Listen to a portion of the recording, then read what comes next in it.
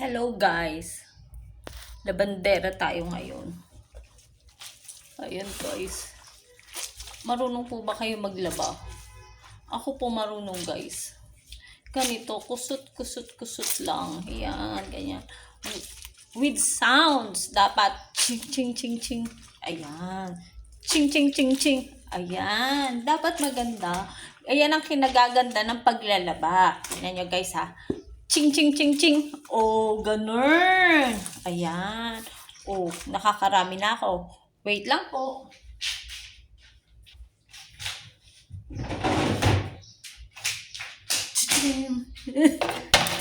Ayan.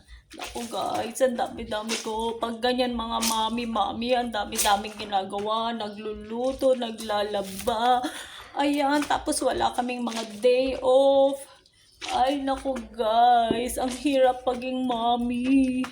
Ayan, kaya ngayon, kayo, mga mister, pag Hearts Day, pahalagahan nyo ho ang inyong mga misis.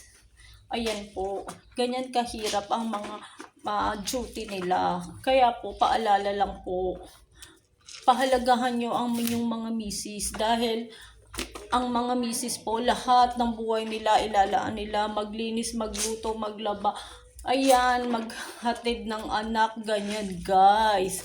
Kaya dapat po, pahalagahan nyo, hindi nyo iisang tabi ang pagmamahal sa inyong mga misis.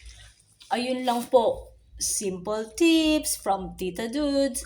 Bye-bye!